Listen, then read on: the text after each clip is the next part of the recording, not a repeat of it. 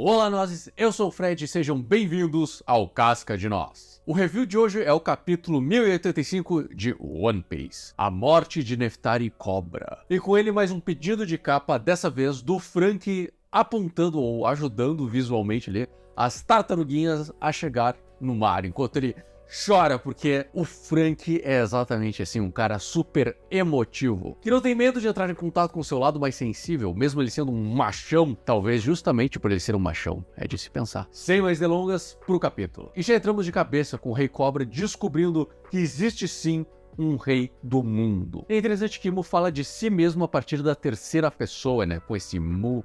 Mu agora vai falar com você. E temos uma conversa muito interessante entre ele e o Imo, o rei do mundo, que já nos diz bastante sobre a personalidade dele, pois ele fala como se fosse uma criança. O que faz pensar que talvez ele realmente seja uma criança, já que tudo à sua volta parece ser tão grande, né? Se a gente olhar o trono, o tamanho do trono, o tamanho das espadas, parece que são enormes comparados com o Imo. E ele revela que os Dês são seu antigo adversário, seu antigo inimigo. Porém, ele usa essa frase no plural, o nosso inimigo, o nosso antigo inimigo. Como se esse inimigo já tivesse sido derrotado. E pelas falas, pela conversa que ele teve com o Rei Cobra, realmente parece que ele considera isso, que os Dês que aparecem, que os Poneglyphs, que os piratas, tudo isso são só incomodações, ecos daquilo que já passou, daquilo que já foi derrotado. E é interessante pensar que tudo isso é por causa da Lily. É interessante que ele diz que pirataria, os poneglyphs, os revolucionários, todos os problemas modernos só existem por conta de um erro que Lily cometeu lá no final da guerra, 800 anos atrás. É interessante pensar que talvez ela fosse uma infiltrada dos Dês ali, ou que talvez ela tivesse se aliado ao governo mundial, porém depois se arrependeu. Muito provável é um eco daquilo que aconteceu em Alabasta, que na realidade ela pediu ajuda aos Dês, ela já era aliada dos Dês, porém ela teve que manter isso em segredo. E muito provavelmente ela explicou aos Dês o plano de extermínio dos 20 governos, né, do governo mundial. Mas parece que o Imo aqui ele já suspeita de que não foi um erro, de que foi de propósito. Parece que essa vinda do Rei Cobra apenas confirmou um pouco mais isso aí, por isso que eles se preparam para matar o Rei Cobra aqui e agora, e talvez até exterminar com o pessoal de Alabasta. Porque nós já sabemos que um mês depois desse encontro, ele começou a eliminar os países, né? Começando com Lulusha, que foi totalmente dizimada. Talvez o próximo seja Alabasta, talvez demore para a máquina ou para aquilo que destrói, né? Que lança aqueles raios e destrói as ilhas. Talvez demore um tempo até ele chegar no lugar. Por isso esse tempo de um mês de Zorevery para Lulusha ser totalmente destruída. E aí nos é revelado que o nome completo da Lily é Lily de Neftari. Ou seja, ela faz parte dos membros dos Dê. Ou talvez isso foi apenas um título dado a ela, um título honorário, mais ou menos como foi com a Vivi, que ela se tornou um chapéu de palha honorário. Talvez seja isso, talvez não seja. Apesar do Oda ter confirmado que é um Dê, nós não sabemos qual é a história toda disso. E do porquê eles terem escondido esse Dê por tanto tempo. E aí nós temos uma cena muito interessante que, conversando com os amigos, a gente teve umas diferenças assim de interpretação do que tá acontecendo ali na página, mas ao meu ver, esse ataque que tá indo pro Rei Cobra, tá indo de um ângulo que é do Saturno, mais ou menos na posição que o Saturno está. E por isso eu não acho que foi o Imo que atacou o Cobra aqui, eu acho que foi o Saturno. Aí quando o Sabo chega para salvar o Rei Cobra, nós podemos já ver as silhuetas que nos foi revelada da próxima página, um pouquinho aqui. Justamente por ele estar usando o seu poder de fogo, nós não temos uma ideia certa ali das formas, né, dos formatos. Mas Oda já mostrou aqui que eles já estavam transformados, então por isso que eu não acho que que o ataque que o Rei Cobra sofreu não foi o do Imo. Mas também não culpo ninguém por achar, porque pode ter sido o Imo, pode não ter sido o Imo. Eu não sei direito, não ficou muito claro também. E parece que o Imo consegue se transformar numa besta capaz de comer fogo ou engolir fogo. E aí a página com as silhuetas. E nós temos um pássaro, uma figura mais humanoide, que eu acredito ser do samurai, né, do Gorosei, que usa uma espada, o que aparenta ser um boi, um demônio. E aí eu não sei dizer se aquilo é um elefante, ou se é o bigode do personagem, né, o bigode lá daquele personagem que parece o russo, ex-primeiro-ministro russo. E foi exatamente nesse momento que tiraram as fotos. E aparentemente foi o Apple que tirou a foto. Mas voltando um pouco, falando um pouco da arte, realmente o Oda tá se passando aqui, porque nessa página aqui, essa vista aérea, né, uma vista em plongé magnífica, sensacional. Porque nós temos toda essa leitura de que ele tá sempre acima dos outros. Ele é um deus enquanto os outros são meros humanos. Essa é a visão, essa é a linguagem que nós temos nessa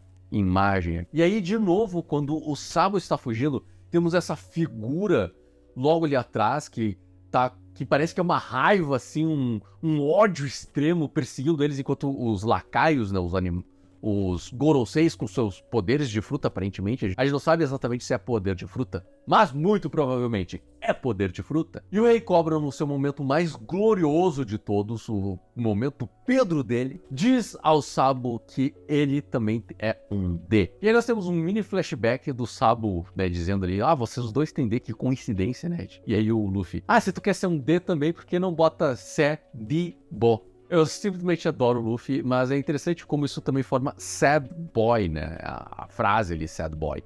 Que é um tema muito recorrente que o Oda está utilizando, principalmente lá desde Punk Hazard, né? Com Sad, que depois vira o Smile. E aí nós temos o Joy Boy, né? Enquanto o Sabo aqui é o Sad Boy, né? Então, muitos espaços para teorias nessa única página aqui. E aí, mais uma vez, o ataque lá da Flash, que lembra muito a Medusa do Soul Eater, que é um dos meus mangás favoritos, inclusive. Mas o Rei Cobra, como campeão, se ergue. Lembrando que, até então, ele estava numa cadeira de rodas, então ele se machucou, ele provavelmente não tem força para se levantar, mas ele usa cada fibra do seu ser para se levantar e tentar, ao máximo, impedir que eles consigam atacar o Sabo, pois se o Sabo morrer ali, não tem mais ninguém pra passar a mensagem. Então aqui, ó, salva de palmas pro Rei Cobra, porque assim, eu realmente fiquei impressionado quando li. E uma outra salva de palmas pra o Rei Wapol. Impressionante a capacidade do Oda de ressignificar personagens em One Piece. Rei Wapol, que eu não dava absolutamente nada pra ele. Eu não gosto, ou melhor, eu não gostava muito do personagem do Wapol, mas o Wapol aqui está tendo um tratamento muito parecido com o do Buggy, que também era um personagem meio...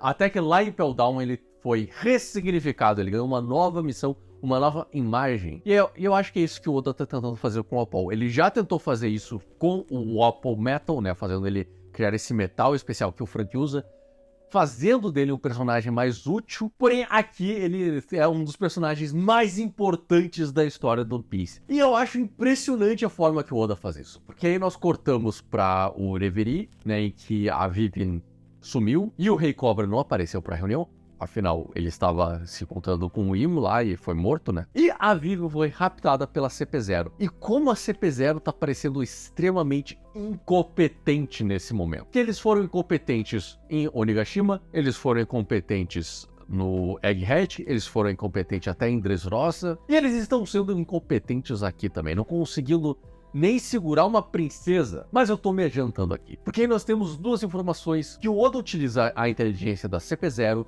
para montar um quebra-cabeça aqui.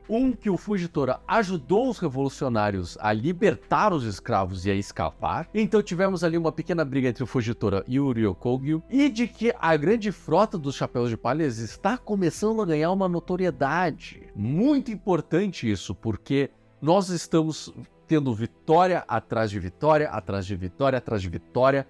E isso me preocupa um pouco, porque se Egghead for equivalente a Sabaody, nós vamos ter uma grande derrota para o Chapéu de Palha. E tudo parece que está se encaminhando para isso, porque eu sinceramente não estou preocupado. Eu estou até confiante. Mas nós tivemos o Kid, né, que foi totalmente dizimado. Nós tivemos o Law, que não é mais pirata. E a única coisa que sobrou é o que aconteceu com o Luffy em Egghead, que já faz meses que não sabemos absolutamente nada do que tá acontecendo em Egghead. Mas aí o Apol atravessa as paredes, né, mastigando lá graças à sua fruta de mastigar, e sequestra a princesa Vivi. Ou melhor, é mais ela que pulou na boca do Apol, né? Eu acho sensacional como o Oda utilizou isso pra uma piada, né, da rainha do Apol, né, a esposa dele, achando que ele tá tentando fugir com ela, que ela é a amante do Apol. Enfim, foi um capítulo carregado de informações, de momentos impactantes, de muita teoria, muita informação, mas tudo de forma eficiente e muito bem desenhado. Até mesmo a cena do Apol destruindo a parede, né, comendo a parede, indo em direção a Vivi, magnífica, porque nós podemos ver toda a confusão, todo o caos ali, mas tá limpo, tá claro.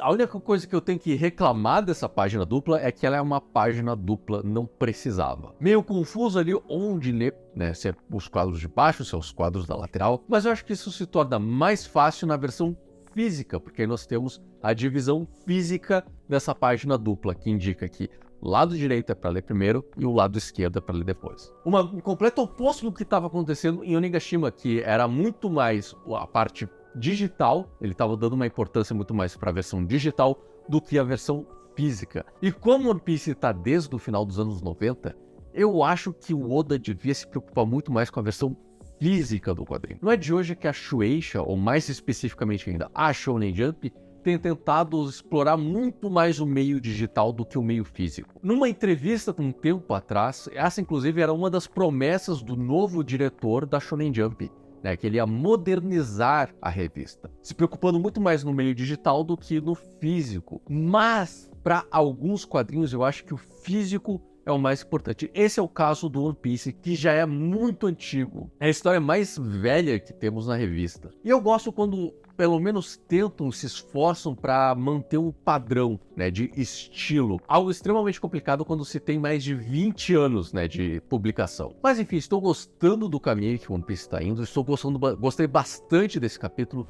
Eu dou um 7 de 10 para o capítulo 1085 de One Piece. É um capítulo cheio de informação, cheio de teorias, mas não é aquilo que eu particularmente mais gosto. Eu não me importo tanto assim com as teorias, com essas revelações. Prefiro muito mais capítulos com os Chapéus de Palha e eu tô sentindo uma saudade deles. E você também sente saudade do nosso Chapéu de Palha? Deixa aí nos comentários o que você achou do capítulo e deixa um like se você gostou aqui do meu review. Muito obrigado por ter assistido o vídeo até o final, pelo like e por se inscrever no canal para não perder os próximos vídeos. Eu vou deixar aqui uma recomendação para vocês assistirem e lembrem-se, as árvores somos nós.